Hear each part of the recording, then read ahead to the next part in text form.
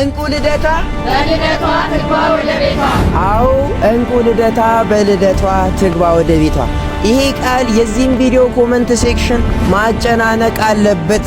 ይህ ቪዲዮ ከ16 በላይ ኮፒ ሊንክ ማግኘት አለበት። ከ100,000 በላይ ቪው፣ ከ40,000 በላይ ላይክ ማግኘት አለበት።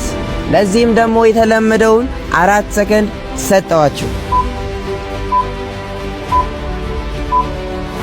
አሁን የምገኘው አዲስ አበባን አጥረዋት ካሉት ረጃጅም ተራሮች መካከል በአንዱ ላይ የምትገኝ በ1986 ዓመተ ምህረት የተመሰረተች ይህ ህንጻ ቤተክርስቲያኗ ደግሞ ተሰርቶ እዚህ ደረጃ እስኪደርስ 9 ዓመት ሙሉ የፈጀ ከወለሉ እስከ መስቀሉ ድረስ 49 ሜትር የመቅደሱ ምሰሶ በስድስቱ ቃላት ወንጌል ምሳሌ ይህ የምታዩት አርክና ይህ የምታዩት ትልቅ ምሰሶ ደግሞ በሃያዎቹ ዓለማተ ሰማይ እንዲሁም ከላይ ያለው መስኮቶች ቁጥር ደግሞ በ12ቱ ሐዋርያት ከዚህም በላይ ደግሞ ይህ የምታዩት ተጀምሮ ያለው ደግሞ በአዲስ አበባ አይደለም፣ በኢትዮጵያም አይደለም፣ በአፍሪካ ትልቁ በእመቤታችን ቅድስት ድንግል ማርያም እድሜ ልክ 64 ሜትር ቁመት ያለው ትልቅ መስቀል ሊሰራባት ያለ ድንቅ ቦታ ደብረ እንቁ ቅድስት ልደታ ለማርያም ቤተክርስቲያን ነው።